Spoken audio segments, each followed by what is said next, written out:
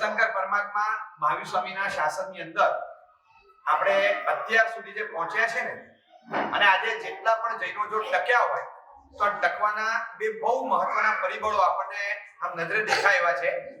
એક પરિબળ છે પર્યુષણ અને બીજું પરિબળ છે પાલિતાણા. આ બેનો જે મહત્વ છે ને, એક્સક્લુઝિવ અને એક્સ્ટ્રાઓર્ડિનરી કક્ષાનું મહત્વ દરેક જૈનના હૃદયમાં બેઠું છે. ક્ષેત્રની અપેક્ષાએ ઉત્કૃષ્ટ ક્ષેત્ર એટલે પાલિતાણા અને કાળખંડનો સૌથી સર્વોત્કૃષ્ટ આખા વર્ષનો ભાગ એટલે પર્યુષણ. આમ આપણને લાગે કે આખા જીવનમાં જે ક્યારેય કઈ નહીં કરતો ને, પાલિતાણામાં જઈને કેટલું બધું ધર્મ આરાધના, નવાણું, ચોવિયારો છઠ, સાત જાત્રા, છ ગાઉની ફેરી, આ બધું કઈ કઈ કરી આવે, એટલું બધું સરસ કરતો હોય, આપણને લાગે કે આટલી વિશેષ આરાધના સાધના એ પાલિતાણામાં જઈને કરે છે, તે રોજ નથી કરતો. તો પાલિતાણાની અંદર આવતાની સાથે એ પોતે વ્યક્તિગત રીતે કેટલો બધો આરાધક બની જાય. એવું જ પર્યુષણમાં કોઈ પણ ક્ષેત્રમાં, કોઈ પણ સંઘમાં તમે જઈને તપાસ કરો, આખા વર્ષના 352 દિવસના પ્રતિક્રમણનું સમ ટોટલ એ ખાલી પર્યુષણના એકાદ દિવસ, છેલ્લા દિવસના ટોટલની સામે પાણી ભરે. એમ લાગે કે આટલા બધા પ્રતિક્રમણ તો અમને પર્યુષણના 8 દિવસના પ્રતિક્રમણની સામે 352 દિવસનો લોટ એ નાનો લાગે. આ એક પર્યુષણનો એક મહિમા છે. પર્યુષણ અને પાલિતાણા આ બે આખા જૈન સંઘને છે ને લીલુંછમ રાખનારા પરિબળો છે. પાલિતાણાના કારણે લોકો જાય અને પાલિતાણાને પામે. પર્યુષણ માટે આપણે જવાનું નથી, આપણે ઉભા રહીએ. પર્યુષણ જ્યારે રૂમઝુમ કરતા કરતા શ્રાવણ પૂરો થવા આવે ને આપણા ઘર આંગણે આવી જાય, આપણે વેઇટ કરીએ અને પર્યુષણ આવે, આપણે દોડતા જઈએ, દાદા વેઇટ કરતા હોય કે તું ક્યારે આવે. એમ આપણે પહોંચીએ અને પાલિતાણા મળે અને આપણે ઉભા રહીએ અને સામે ચાલીને પર્યુષણ આપણને ભેટવા આવે. આ બે ક્ષેત્ર, આ બે વસ્તુના કારણે આખો જૈન સંઘ એકદમ લીલોછમ રહે છે કાયમ માટે. આ બંનેના મૂળિયા છે ને આ વડનગરમાં સંકળાયેલા છે. હું તમને એ કહું છું કે આજે આવ્યા ત્યારથી અમે બધા એટલા ભાવુક છીએ. કુદરતી એવું થયું, તમારે આજે વડનગર આવવાનું થયું. અમે અમદાવાદથી નીકળીને પાવાપુરી જઈ રહ્યા છીએ, જીરાવલાજી જઈ રહ્યા છીએ, રસ્તામાં અમારે વડનગર આવવાનું થયું. આજે બધા જિનાલયો જોવાયા. આખી આ નગરીની ઐતિહાસિક ધરોહર જે પૂર્વકાળમાં સાંભળેલી આજે નજરે પહેલીવાર જોવા મળી. આ એ વડનગર છે જે પાલિતાણાની સર્વપ્રથમ તળેટી તરીકે પ્રસિદ્ધ થયેલું છે. આપણને બધાને ખ્યાલ છે કે પાલિતાણાની વર્તમાન એક જૂની પહેલા તળેટી વલભીપુર ગણાતી, અત્યારે જે તળેટી છે તો નીચે જ છે, પણ એ પહેલા વલભીપુર ગણાતી. સૌથી પહેલા આ વડનગર એ પાલિતાણાની વન ઓફ ધ પ્રાચીન મુખ્ય તળેટી ગણાતી. એટલે વડનગર એ પાલિતાણાનું એક જાણે પ્રારંભિક બિંદુ હોય ને, જેવી રીતે આપણે પાલિતાણાની તળેટીમાં બેઠા હોય એવું લાગે. બીજા નંબરમાં પર્યુષણની પણ તળેટી હોય તો વડનગર છે. એનું કારણ છે પર્યુષણ દરમિયાન પ્રાણ તત્વ છે કલ્પસૂત્ર. એ કલ્પસૂત્ર એટલે મહાત્માઓ વાંચે અને સાધુ સાધ્વીથી સાંભળે, આટલું જ હતું. મહાત્માએ વાંચવાનું, યોગ કરેલા મહાત્મા વાંચે અને સાધુ સાધ્વીજી ભગવંતો શ્રોતા તરીકે સાંભળે. કારણ કે એક આગમ સૂત્ર છે, દશાસુદ્ધ સ્કંદના એક ભાગમાંથી ઉદ્ધૃત કરેલું આ કલ્પસૂત્ર ભદ્રબાહુ સ્વામીજી મહારાજની રચના. અને એ અક્ષરો એટલા પવિત્ર અક્ષરો છે, મંગલકારી એ વિધાનો છે. એ અક્ષરો ક્યારેય સંઘની વચ્ચે વંચાયા નહોતા. એક નગર હતું આનંદપુર નગર. એ આનંદપુર નગરની અંદર રાજાનો દીકરો એ અકસ્માતે મૃત્યુ પામ્યો. નાની ઉંમરમાં મૃત્યુ થવાથી એકદમ આઘાત લાગેલો અને શોકગ્રસ્ત રાજાને અસમાધિ ખૂબ હતી. એને એટલી ખબર કે જૈનોના કલ્પસૂત્રનું વાંચન થાય બધા ખૂબ પ્રસન્ન થતા હોય છે. એમાં ભગવાન એની ચરિત્રની વાતો એવી સરસ આવે કે બધાનું મન ડાયવર્ટ થાય. તો એમણે મહાત્માને વિનંતી કરી, આનંદપુર નગરમાં મહાત્મા વિરાજમાન હતા, એમને વિનંતી કરી કે સાહેબ એક વિનંતી છે કે જો કલ્પસૂત્રનું વાંચન સંઘની સમક્ષ કરો તો અમારા જેવા બધા સાંભળી શકે, શોક દૂર થાય અમારો. એટલે વર્ષોની પરંપરા એ હતી કે કલ્પસૂત્ર માત્ર સાધુ સાધ્વીજીની સામે વંચાતું.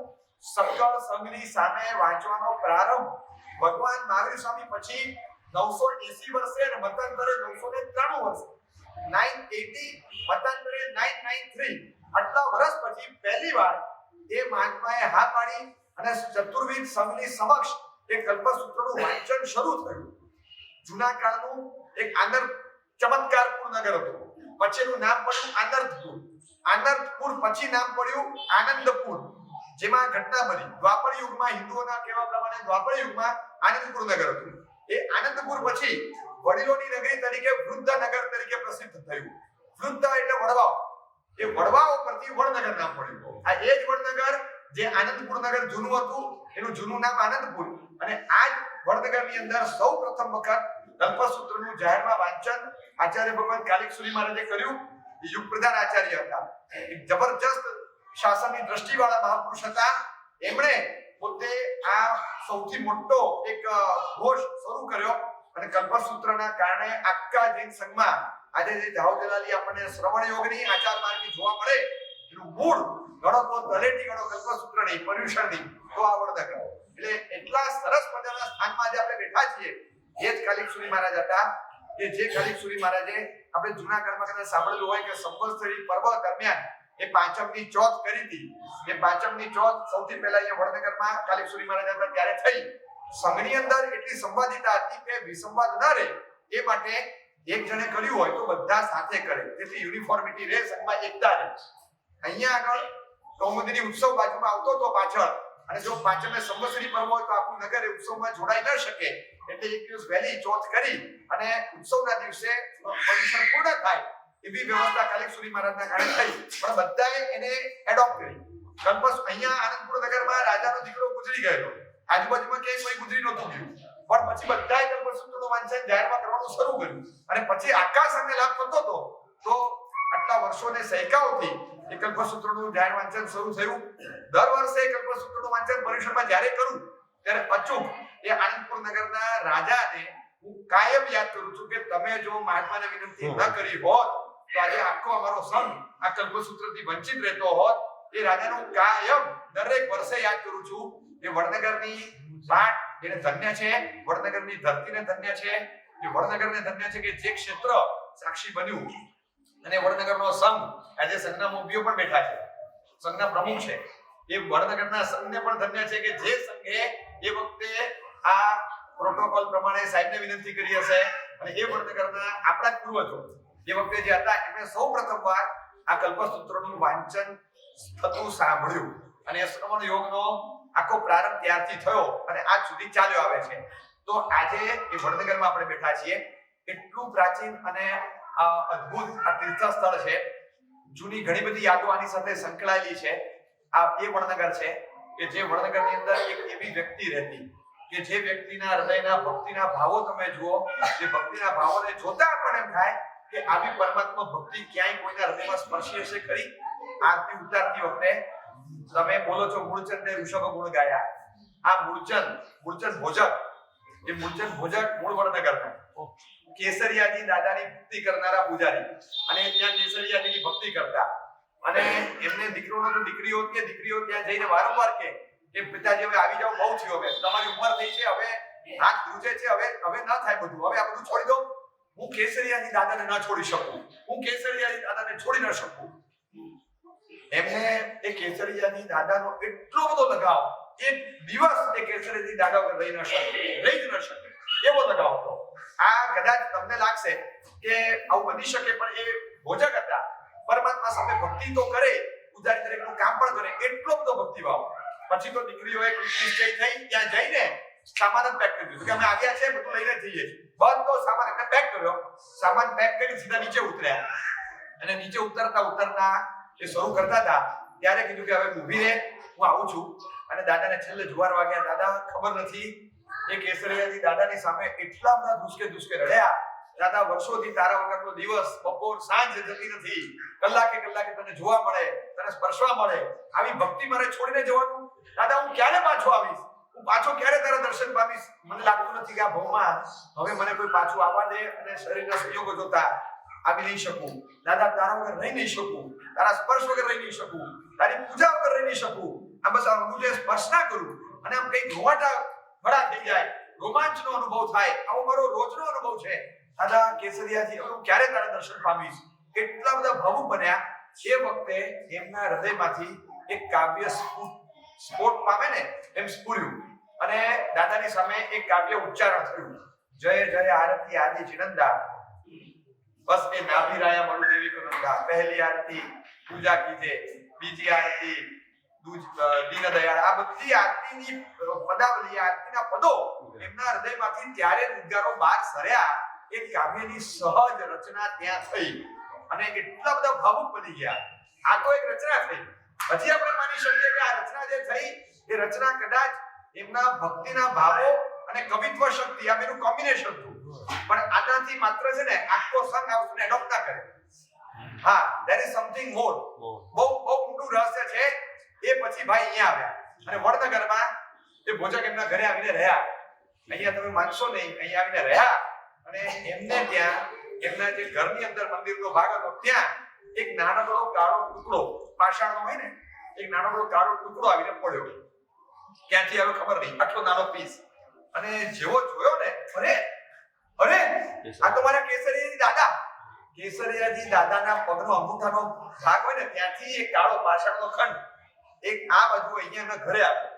કે આ અહીંયા ત્યાં તપાસ કરતા એમ ખબર પડી કે કંઈક મિસિંગ છે અને અહીંયા એક ખંડ દેખાય. ત્યાં તો કદાચ લેપ થયો હશે, એ ખંડ અહીંયા આવ્યો. હું તમને કહું, ભક્ત કદાચ એવો હોય કે મને દાદા વગર નહીં ચાલે, પણ આ દાદાને એમ લાગ્યું કે મને મૂળચંદ વગર નહીં ચાલે. એમણે પોતાનો અંગૂઠો જાણે અહીંયા મોકલ્યો.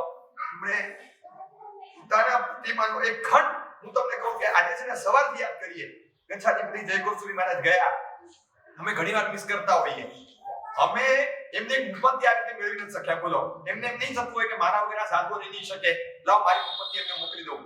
આપણી ભક્તિ કેટલી કાચી હોય છે ને આપણે ખબર પડે. અને પરમાત્માને શું વસાવ્યા હશે એ મૂળચંદે એટલા બધા ભાવુક બનીને દિવસે આરતી ગાઈ. બસ મારા દાદા મારા ઘરે આવી ગયા. બસ તને એમ હતું ને કે હું આપના સ્પર્શ વગર રહી નહીં શકું, રોજ સ્પર્શ કર્યા કરે. આજે સવારે એ મૂળચંદ ભોજકનો જિનાલય છે ત્યાં દર્શન કરીને આવ્યા. અમે અહીંયા દર્શન કરીને આવ્યા. 11 વાગે મંગલિત થતું હતું. ખાસ રિક્વેસ્ટ કરી, સરસ ચૈતન્ય કર્યું. સ્તવનમાં આખી આરતી જ બોલ્યા અમે લોકો બધા. તો એ સ્થાન છે, અમે આખી બધા મહાત્મા પુરુષમાંથી આરતી બોલ્યા.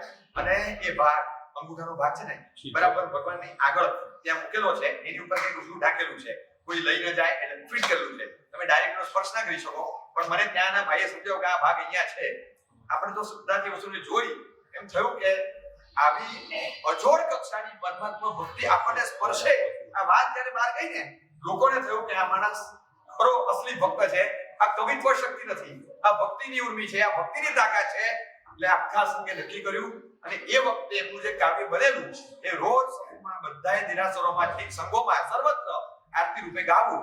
આ એડોપ્ટ થયું અને ત્યારથી આપણે ત્યાં એ આરતી પ્રચલિત થઈ. આ થોડા વર્ષો, દાયકાઓ, 1.5-2 સૈકા પહેલાની ઘટના. અને મૂળચંદ ભોજકના વંશજો પણ આજે છે.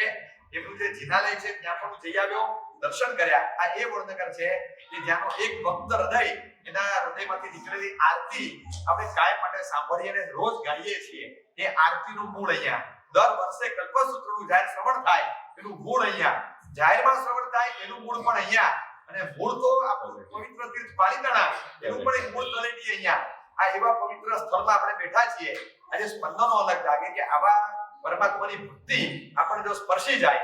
આ એ જ અહીંયા એ જ જગ્યા છે જ્યારે મુગલ બાદશાહ અકબરના વખતમાં અકબરને વિચાર આવ્યો. એના 9 રત્નો હતા, તાનસેન હતો અને તાનસેનને બોલાવીને કીધું કે મેં એવું સાંભળ્યું છે કે તું ક્લાસિકલ જ્યારે ગાતો હોય ત્યારે અમુક કેટલાક રાગ એવા છે કે જેની બહુ વિશેષ અસર હોય. મૃગરંજની રાગ ગાય તો મૃગલાઓ, હરણિયાઓ આમ ખેંચાઈને આવે, તમારી સામે આવે. એમ તોડી રાગ ગાય તો એની અસર જુદી. તું દીપક રાગ ગાય એટલે કોળિયાઓ પ્રગટી જાય. આવું મેં સાંભળ્યું છે. તો દીપક રાગ લલકાર, બોલો કે સાહેબ દીપક રાગ લલકારું બરાબર, પણ એક દીપક રાગ હું લલકારું ને ઘૂંટીને મારે એવો લલકારવો પડે. કોળિયાઓ મૂકેલા હોય, દીવાસળી લગાડવાની નહીં, દિવેટ પ્રગટેલી નહીં, દિવેટ જોત હોય ઘીવાળી, પણ એની પડે ફટ કરતા દીવા પ્રગટી જાય. એ દીપક રાગની તાકાત, એ વાતાવરણમાં ઉષ્મા પેદા કરે. આ સંગીતની તાકાત છે બતાવું. પણ એ વખતે મારી અંદર ગાનાર વ્યક્તિના હૃદયમાં જે ભાવ ફૂટાય ને એના કારણે મારા શરીરમાં જે ટેમ્પરેચર પેદા થાય, જે ગરમી લાગે ને સાહેબ, મને લાય બળે. અંદર લાય બળતી હોય અને એ લાય બળવાના કારણે શું થાય સાહેબ, સામે કોક એવો કવિ જોઈએ જે મેઘ મલ્હાર લલકારી શકે. મેઘ મલ્હાર રાગ ગાય ને તરત વરસાદ પડે ધોધમાર, અને તો આ દીપક રાગની ગરમી શાંત થાય. અને દીપક ગાયા પછી તરત અમુક કલાક સુધી એ જ કવિ મેઘ મલ્હાર ન ગાઈ શકે. એ શક્ય નથી. હું દીપકમાંથી સીધો મેઘ મલ્હારમાં ન જઈ શકું. સામે બીજું કોક જોઈએ ને બીજું કોઈ નથી આપણા નગરમાં કે જે મેઘ મલ્હાર ગાઈ શકે. રાજા તો કે બધી વાત તારી સાચી, મેઘ મલ્હાર ગાનારો કોઈ નથી, ઈ તારો પ્રશ્ન છે. પણ દીપક ગાનાર કોઈ છે તો મારી ઓપોર્ચ્યુનિટી છે. I want it. મારે તો જોઈએ તું લલકાર. રાજા માનવા તૈયાર નથી. બહુ કીધું તું દીપક ગાઈ લે એકવાર પછી જોયું જશે. રાજાને ના પડાવી નહોતી ને પેલે દીપક ગાયો. દીપક રાતે લલકાર્યો છે, કૂટી કૂટીને જે 1.5-2 કલાક ખેંચ્યો, દીવા પ્રગટ્યા અને દીવા પ્રગટ્યાને આને જે ઝાડ લાગી.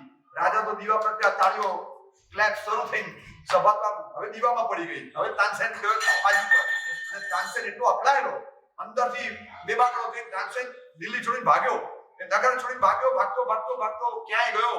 અને એ વખતે એ ત્યાંથી નીકળી ગયો કે મારે કંઈક બીજે જતા રહેવું પડશે. એ ત્યાંથી ગયો અને ત્યાંથી જતો ગુજરાત તરફ આવ્યો હશે. એ ઘણા દિવસો ગયા, અંદરની એની આંખ શમી નહીં. આ બાજુ આ વડનગરના નગરની બહારના પરિસરમાંથી પસાર થતો એ તાનસેન ભાવરો બનેલો અને કુએ પાણી ભરનારી બે દીકરીઓ હતી, તાના અને રીરી. એ તાના અને રીરીનો ઇતિહાસ તમે જાણતા હોય. વડનગરની બે કન્યાઓ, બ્રાહ્મણ કન્યા, એ બે પનિયારીઓ પાણી ભરતી હતી.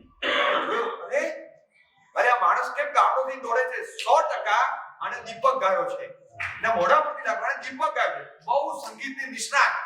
અને તમને કહું, આ તાના રીરી એટલે નરસિંહ મહેતાની પૌત્રી હતી. સંગીત તો વારસામાં મળ્યું એને. એ કે 100% આ માણસ એને મુખાકૃતિ, ફેસ, એની ફિગર કહે છે કે આ દીપક ગાયો છે, અંદર ગરમી છે, અરે મરી જશે બચારો. અરે શું થશે? કોકી કીધું તો તાનસેન, આ તાનસેન બોલાવો. એ ભૂલી ગયા અને એને બોલાવીને કીધું, તાનસેન તો કે આ દીપક ગાયો છે. અરે કે મને કઈ થાય છે. કે કામ કરો, તમે આવી જાઓ, તમે આવો, અમને મેઘમલ્હાર આવડે છે અને આનું મારણ છે. મને આવડે મેઘમલ્હાર? તો કે હા. એને મેઘમલ્હાર લલકાર્યો. એ મેઘમલ્હાર એને જે લલકાર્યો અને જે આલાપ ખેંચ્યો છે અને વાદળો ઘેરાવા માંડ્યા અને વરસાદને ઝરમર બિંદુઓ પડવા લાગ્યા. તાનસેનની આગ શમી ગઈ અને આ સમાચાર તાનસેન પાછો હાજર થયો. આ સમાચાર પહોંચ્યા દિલ્હી. તું હાજર કેવી થયો? તું તો મરી જવાનો હતો, તું આવ્યો ક્યાંથી? તો કે 100% તને કોઈ ગાનારો મળી ગયું મેઘમલ્હાર? તો કે હા.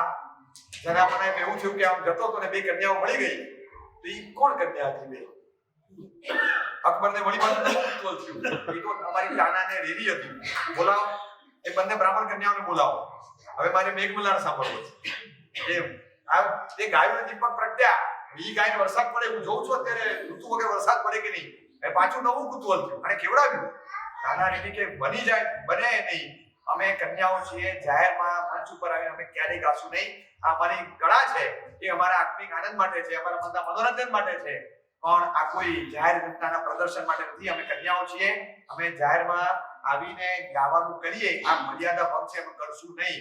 આર્ય કુળની પ્રચંડ મહિમાને પાળનારી આ સ્ત્રીઓ ના પાડી અને અકબરની ના પાડવી એટલે બહુ મોટી વાત હતી. છેલ્લે એવું થયું કે એ કન્યાઓ બંને તાના અને રીરી આ કુવાની અંદર કૂદીને આત્મહત્યા કરી. કે બંને એ કે આ નહીં થઈ શકે, જીવન પૂરું કરી દેશું, પણ મર્યાદા ભંગ તો અમારાથી નહીં થાય. અમારું આલમન લઈને ભવિષ્યની કન્યાઓ શું કરશે? હું તમને કહું કે ક્યારેક આ વિચાર કરજો, જે તાના રીરી એનો કૂવો અહીંયા છે, એ તાના રીરીનું સ્મારક આજે રસ્તામાં આવતા જોઈને આવ્યો. તાના રીરી મેમોરિયલ ગાર્ડન એ પણ હું જોઈને આવ્યો.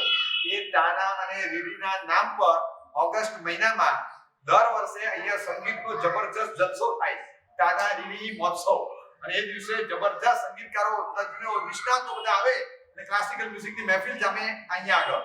અને બહુ બધા મોટા પાયે આના આયોજનો કેટલીક વાર એક્સ્ટ્રાઓર્ડિનરી કક્ષાના પણ થયા છે. પણ તાના રીરીના નામે મહોત્સવ અહીંયા થાય, સંગીતનો જલસો ચાલે. આ એ વડનગર છે. આપણા જીવનમાં લાગે આવી નગરીની સ્પર્શના એક યાત્રા રૂપે પણ થઈ હોય ને ક્યાંક, તો નગરીનો ઇતિહાસ જાણીએ. એ નગરી હોય. હવે આપણને એમ થાય કે વડનગરમાં આપણે આવ્યા. આજે વડનગરની અંદર ગણતરીના થોડા ઘરો છે કે થોડા કુટીભર જૈનો રહ્યા. એ વખતની જાવ જલાલી શું હશે કે કાલિક સુરી મહારાજ જેવા યુગ પ્રધાન આચાર્ય અહીંયા બિરાજમાન હોય. એ કેવી જાવ જલાલી હશે? એ વખતે કેવી જાવ જલાલી હશે કે મોટા આખા સમગ્ર જૈન સંઘને સ્પર્શતા એક શકવર્તી નિર્ણય આ વડનગરની ધરતી પરથી લેવાયા હશે. કેવું સરસ હશે. અને આપણને લાગે કે વર્તમાનમાં જૈન સંઘને, આખા જૈન સંઘને માર્ગદર્શન મળે એવું અને સમગ્ર સમાજને માર્ગદર્શન મળે એવું બે કાર્યો અહીંયા આગળ થયા છે. એક, આપણને લાગે કે કઈ પરંપરા આપણે જૈન સંઘમાં એકતા લાવવા ન ફેરવી શકીએ. બોલો, એક ચિત્તન રાજાની સમાધિ ખાતર થઈને આટલી મોટી પરંપરા હતી કે જાહેરમાં નહોતું વંચાતું, એ વંચાતું થયું. તો આટલી મોટી પરંપરા એક રાજાની સમાધિ ખાતર, તો સકલ શક્તિ સંવાદિતા અને સમાધિ ખાતર કઈ પરંપરા ન ફરી શકે, એક આપણને આ વિચારસરણી મળે. અને બીજી વાત કે મર્યાદા કેટલી ઉત્તમ કક્ષાની આપણા જીવનમાં હોઈ શકે એ તાનારીના પ્રસંગ પરથી શીખવા મળે. એ પણ વડનગરના સપૂતો, એ બંનેની વાતો પણ અહીંયા આગળ વડનગરની સાથે જોડાયેલી.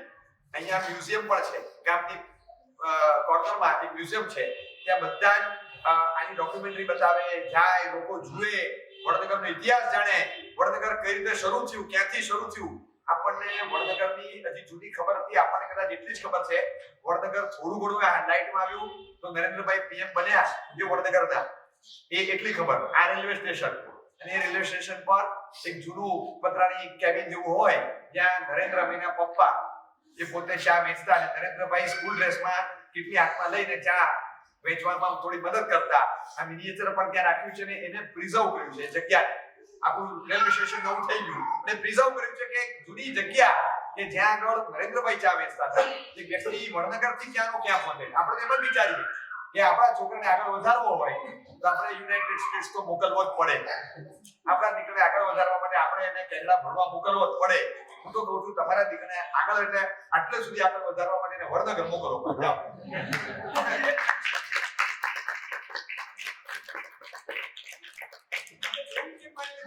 આપણે ત્યાં કશું છે નહીં. શામળદાસ કોલેજમાં, ભાવનગરની કોલેજમાં ભણીને એક વ્યક્તિ ત્યાંથી બહાર નીકળે છે, છોકરાનું નામ મોહન, અને રાષ્ટ્રપિતા બની ગયા.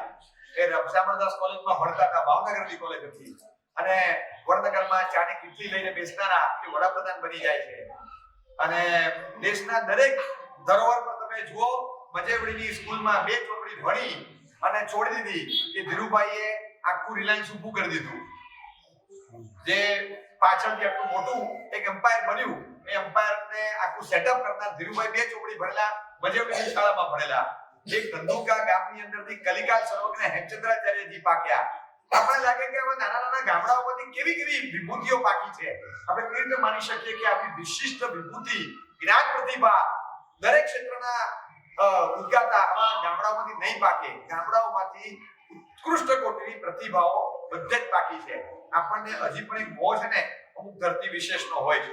બાકી આ વતનની ધરતીઓ અને ગામડાની ધરતીઓ, એમાં એ માટીની ફળદ્રુપતા એવી છે કે માત્ર ખાલી દાણા નાખો ને પાક ઉગે એવું નહીં, મગજ નાખો ને તો ભલભલાને ભૂ પીવડાવ્યું મગજ પણ અહીંથી પાકે છે આ ધરતીમાંથી. એવા સપૂતો અહીંથી પાક્યા છે.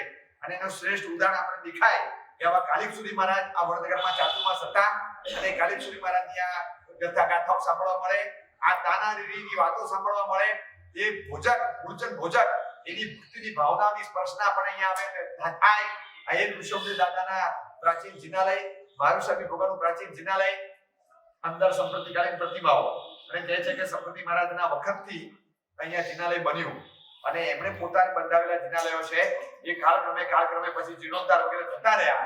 150 વર્ષ પહેલા પણ જીર્ણોદ્ધાર થયો, પ્રતિષ્ઠિત થયા, અને એ દાદા આદિનાથ અને મહાવીર ભગવાન બે નમૂદ એ હજી પણ અહીંયા બિરાજમાન છે. અને એક વખતની વડનગરની જૂની જાઓ જલાલીને યાદ કરતા એમ થાય કે આવા તો કેટલાય જૂના ગામો છે કે જ્યાં આવા ઐતિહાસિક પાત્રો, ઐતિહાસિક તથ્યો, ઐતિહાસિક કથા અંશો છુપાયેલા ધરબાયેલા પડ્યા. આવા ક્ષેત્રની સ્પર્શના થાય ને ત્યારે અંદરથી આનંદ થવો જોઈએ. અત્યારે અમારા બધા જ મહાત્માઓ અહીંયા બેઠા હતા ઉપાશ્રયમાં. બધાને વિચાર આવ્યો કે આ એ સ્થળ છે જ્યાં કલ્પસૂત્રનું સંઘ સમક્ષ વાંચન શરૂ થયું. આજે આપણે વડનગરમાં છીએ. લાવો બધા મહાત્મા ભેગા થયા અને બધાએ મૂળ આખું કલ્પસૂત્ર એટલે 12 સૂત્ર આખું વાંચ્યું. એક બોલતો જાય, બીજા સાંભળતા જાય કે આપણે આટલું તો કરીએ, સંવત્સરી આવે કે ના આવે. પણ આજે વડનગરમાં છે, સંવત્સરી આવીએ કે કાળની અસર હેઠળ, આજે ક્ષેત્રની અસર હેઠળ લાવો આખું 12 સૂત્રનો સ્વાધ્યાય કરીએ. આ એક ક્ષેત્ર છે. આખા સમય કલ્પસૂત્રની ભેટ ક્યાંથી મળી? વડનગરમાંથી મળી. એ વડનગરના ક્ષેત્ર સ્પર્શની ઉજવણી રૂપે બધા મહાત્માએ કલ્પસૂત્રનો સ્વાધ્યાય કર્યો. આપણે થાય કે આ એ વડનગર છે જ્યાંના રાજાએ સૌથી પહેલી વાર કલ્પસૂત્ર વરાવ્યું હશે, મહાત્માએ વોર્યું હશે, મહાત્માએ પ્રત ખોલી હશે, ચતુર્વિધ સંઘ ભેગો થયો છે, અને તેણમ કારણમ તેણમ સમયનમ એ સૌથી પહેલું વાંચન વડનગરની અંદર ત્યારે થયેલું. આપણે એ પવિત્ર ક્ષણોને યાદ કરીએ.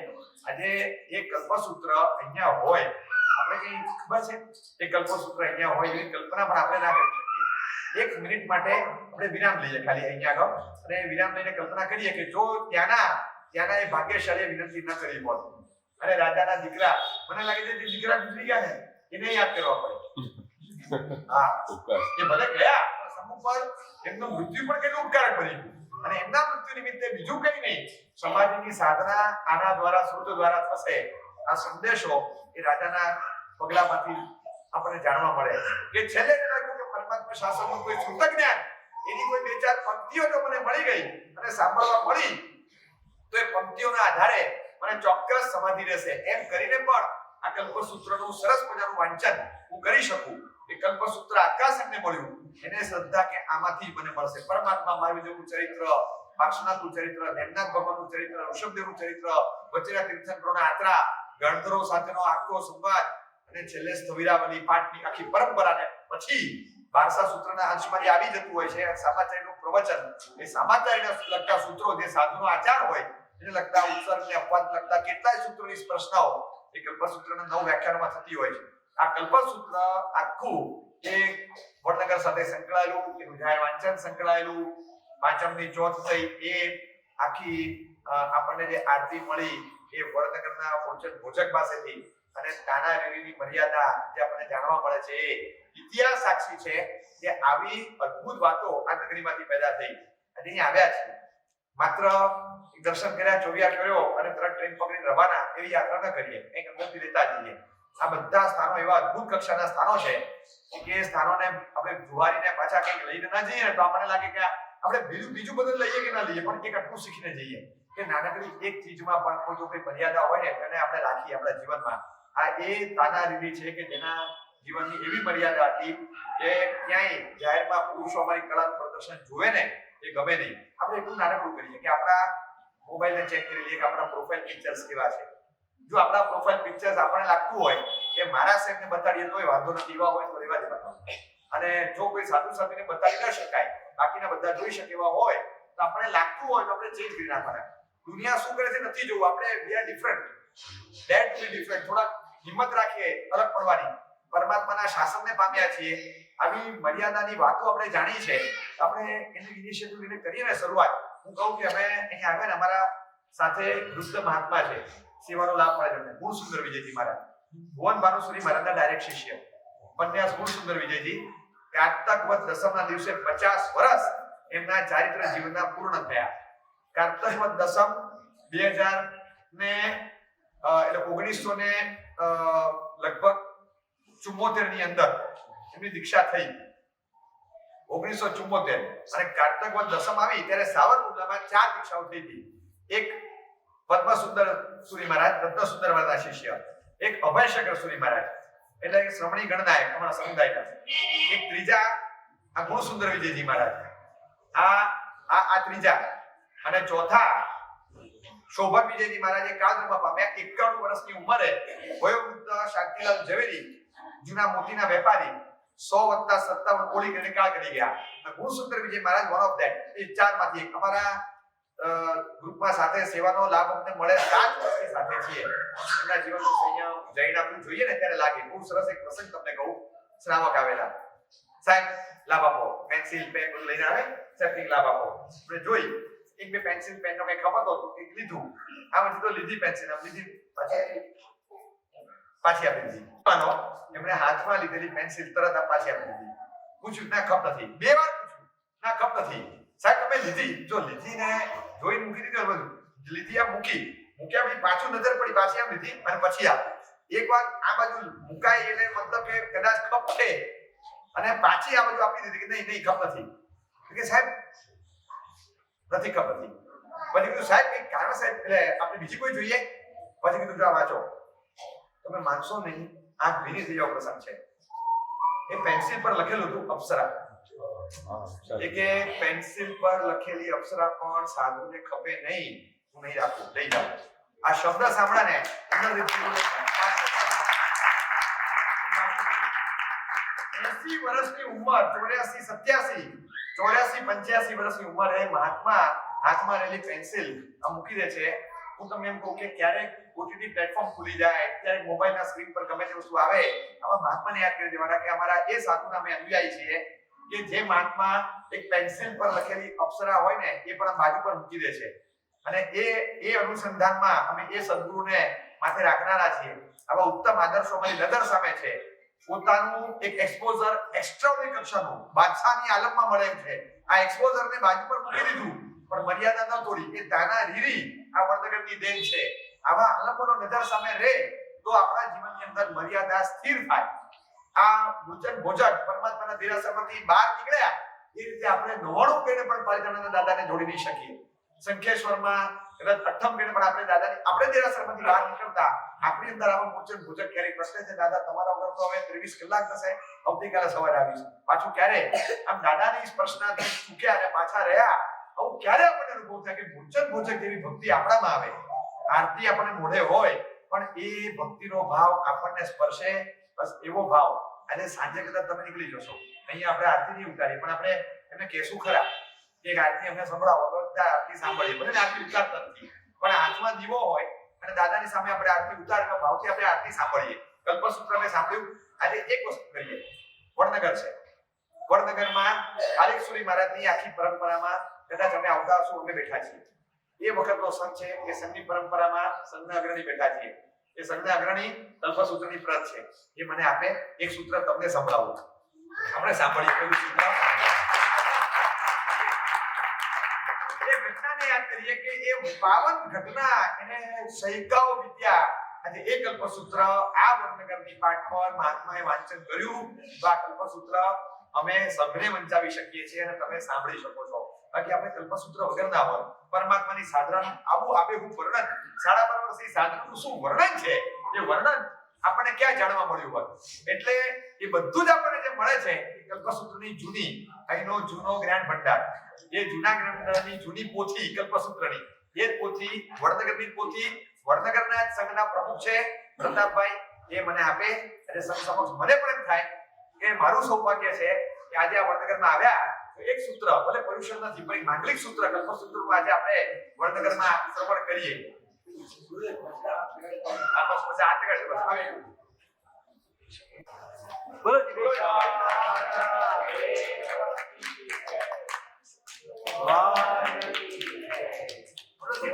સ્વામી મહારાજ કી જય.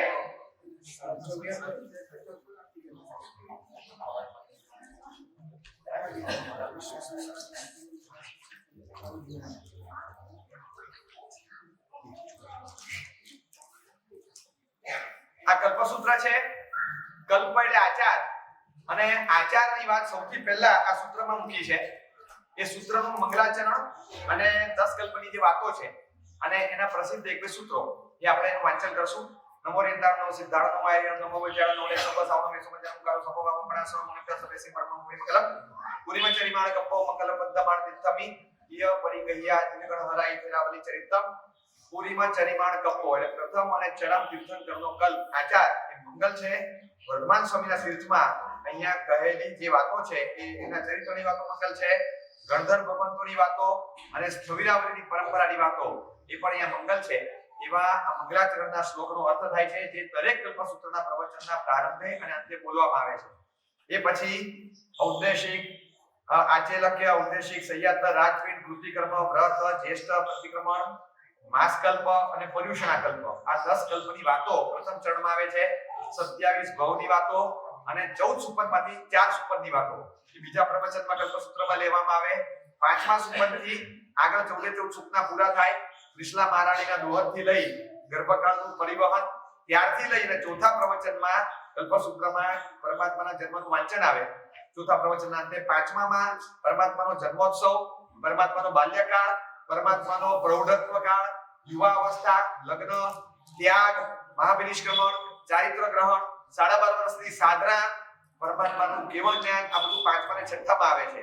કેવળ જ્ઞાન પછી તરત પરમાત્માની સાથે ગણધરોનો જે સંવાદ થયો અને ગણધરો પરમાત્માને સમર્પિત થઈ શિષ્યો થઈ અને શાસનને સ્વીકારીને રહ્યા, એ આખી ઘટના ગણધરવાદ તરીકે પ્રસિદ્ધ. એ 6થા પ્રવચનમાં 7મા પ્રવચનની અંદર પરમાત્મા પાર્શ્વનાથ, નેમનાથ એમનું ચરિત્ર, વચ્ચેના તીર્થંકરોના ગેપ પીરિયડ, આત્રા, વૃષભદેવ ભગવાનની વાતો અને છેલ્લે 8મા પ્રવચનની અંદર સ્થવિરાવલી પરમાત્મા માયુ સ્વામી ભગવાન, સુધર્મ સ્વામી, જંબુ સ્વામી, પ્રભવ સ્વામી, શયંભવ શ્રી, યશોભદ્ર શ્રી, આખી પરંપરા છેક વર્તમાનના આચાર્યો સુધી આવે. એ પછી વંચાતો નથી પણ એક સમાચારીનો કલ્પ છે એમાં સમાચારીને સાધુ સમાચારીને લગતી ઘણી બધી વાતો અંદર આવે છે. જે 12 સૂત્રમાં આખું કલ્પસૂત્ર મુખ્ય આમાં આરંભ એનો થઈ જતો હોય છે. એ સૌથી વધારે આખું કલ્પસૂત્રનું શ્રવણ આમાં થતું હોય છે અને એકદમ જે પ્રસિદ્ધ સૂત્ર છે, જે સૂત્ર કાયમ આપણે રોમાંચિત થઈ જઈએ એવું સૂત્ર આખો સંઘ એ સૂત્ર તો સાંભળે જ એ પરમાત્મા મારું સમૂહ જન્મ વાંચનનું સૂત્ર, જે જન્મ વાંચન વખતે સંભળાવવામાં આવે અને જેવો પરમાત્માનો જન્મ થાય બધા શ્રીફળ વધીને આનંદ ઉત્સાહ મનાવતા હોય છે. શું અદ્ભુત એ સૂત્ર છે. એ કલ્પસૂત્રનું સૌથી કદાચ પ્રચલિત અને પ્રસિદ્ધ, લોકપ્રિય અને એકદમ ભાવવર્ધક સૂત્ર આપણા માટે એ છે. બસ એક સૂત્ર પ્રતિકાત્મક રીતે આજે જન્મોત્સવ નથી, જન્મ કલ્યાણક નથી, મારું સ્વામી ભગવાન છે, ઋષભદેવ ભગવાન પણ છે, એક મારું સ્વામી ભગવાન પણ અહીંયા છે, અહીંયા વડોદરાના પૂર્ણાયક તરીકે. અને આપણા માટે મારું સ્વામીનું શાસન ચાલે છે. પછી પરમાત્મા એના જન્મ વખતે જે સૂત્ર કલ્પસૂત્ર કાર્ય કર્યું છે એ સૂત્ર પ્રચલિત અને પ્રસિદ્ધ પદો વાળું છે. પ્રતિકાત્મક આપણે એને આજે સાંભળી લઈએ. તેનમ કાયમ તેનમ સમયણમ સમય ભગવાન મહાવીર જૈસે કે માણસ પરમે માસ દુચ્ચે પકે ચિત્ત સુતે તસરમ ચિત્ત સુતા સ તેરેસી દિવસરમ નવમ માસણમ બહુ પડી ગુણનામ મતકમ રાઈના વિજ્ઞાન ઉચ્ચ ઠાણ ગેસુ ગેસુ પરમે ચંદ્ર જોગે સોમાસુ દિશાસુ વિતિમિરાસુ વિસુદ્ધાસુ જયેસુ સવ સવનેસુ પયાહિના ફુલંસી ભૂમિ સંપન્સી મહાવીર સે પ્રવાતનસી નિપટ મહિને કાલંસી પોમય પોકરેસુ જનોએસુ ઉવ્રતા વર્ત કાલ સમયંસી અતુત્રાય નકતેનમ ચંદેનમ જોગમ વાગેણમ અતુત્રાય નકતેનમ ચંદેનમ જોગમ વાગેણમ આરોગમ નારાયણ પયાયા બોલ શ્રી સ્વામી ભગવાન કી જય. ખૂબ ભાવવર્ધક છે. આજકા જૈન સંઘને સૌથી વધારે કદાચ શ્રવણનો આનંદ આપનારા કલ્પસૂત્ર છે. આ કલ્પસૂત્રને એની જન્મભૂમિ કલ્પસૂત્રના સંઘ સમક્ષ થતા શ્રવણની એક જન્મભૂમિ વડનગર, એક જો અત્યારે પણ ઘંટ વાગે છે એવો વિચિત્ર સંકેત છે. કાયમ માટે બસ આ સંઘને આવા આગમન વાંચન શ્રવણ થતું રહે, પરમાત્માના શાસનનું અદ્ભુત સૂત્ર જ્ઞાન એ આપણને મળતું રહે અને પરંપરા કાયમ જારી રહે. સંઘની અંદર સંવાદિતા, એકતા કાયમ માટેની રહે અને સંઘ અને લોક અને લોકોત્તર શાસન, લૌકિક અને લોકોત્તર શાસન વચ્ચે વિવાદ ઉભો ન થાય એની તજવીજમાં કાલિકસુરી મહારાજે જે પગલા ભરેલા એ વિવેકનું પ્રાગટ્ય પણ વડનગરથી થયેલું.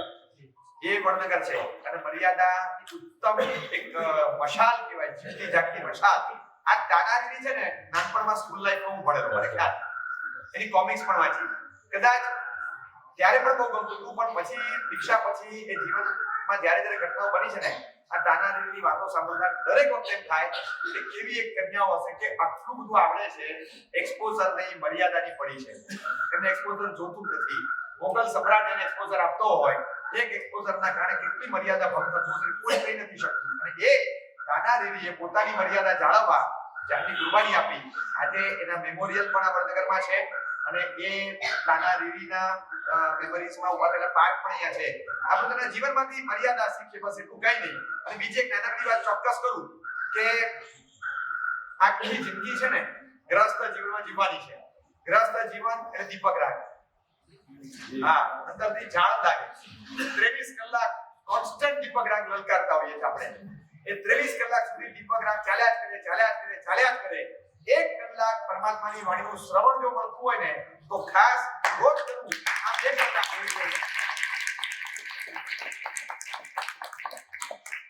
રોજના 23 કલાકના દીપક રાગની સામે 1 કલાકનું જીવવાણીનું શ્રવણ, એક વ્યાખ્યાન શ્રવણ 1 કલાક મળતું હોય, ચૂકવાનું નહીં. આ આપણા માટેનો મેઘ મલ્હાર છે. બસ એ 23 કલાકની આગને શાંત કરી દેશે. આગળના 23 કલાકમાં જે લાગે ફરી પાછો રોજ 1 કલાક આપણને મળે, રિપીટેડલી પાછો લેતા રહો. રોજનું જીવવાણી શ્રવણ રોજનો મેઘ મલ્હાર છે. આપણે એને સાંભળતા રહીએ. બસ કોક મેઘ મલ્હાર ગાઈને આપણે સાંભળીએ.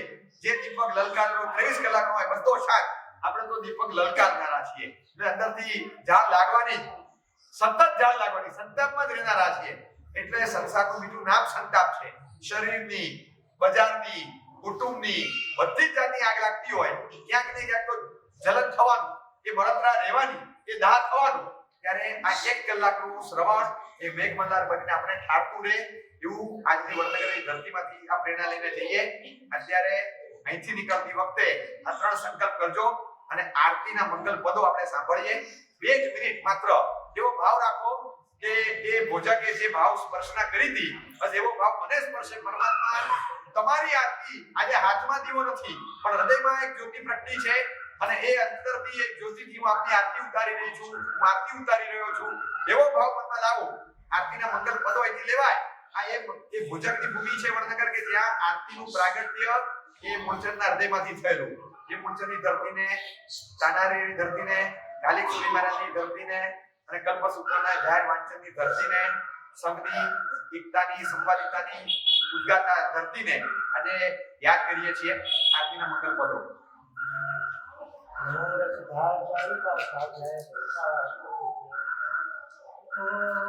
जय जय आरती आदि नंदा नाभी दया देवी पुरंदा जय जय आरती आदि नंदा नाभी दया देवी पुरंदा कहती आरती पूजा कीजे दरबार आमी दयाओ कीजे दूसरी आरती दीना दयाला दुर्गा मटवा दुर्वाड़ा तीसरी आरती कुंवर देवा सूर्य इंद्र कोटि सेवा चौथी आरती चौदती छुए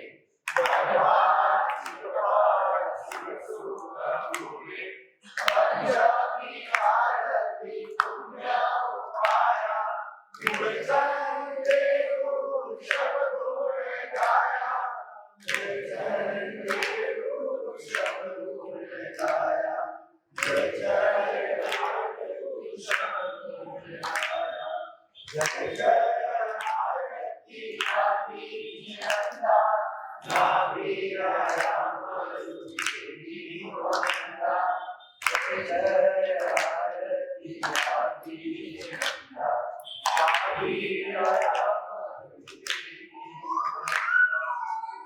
આપણે ખાલી વિચારીએ ને એમ લાગે કે આ બહુ પ્રસિદ્ધ છે. જય માત્ર ને આવડે એવા સૌથી પ્રસિદ્ધ પદોમાંનું આ એક પદ છે. એવા હૃદયમાંથી નીકળ્યું હશે કે જેણે આ પદને પ્રસિદ્ધ કરવા માટે કંઈ પ્રયત્ન નથી કર્યો અને એ પદ એટલું પ્રસિદ્ધ થયું કે છાપીને વાયરલ કરી થાકી જાય તોય આટલી લાઇક્સ ન મળે. એટલી લાઇક્સ આ આરતીને મળી છે.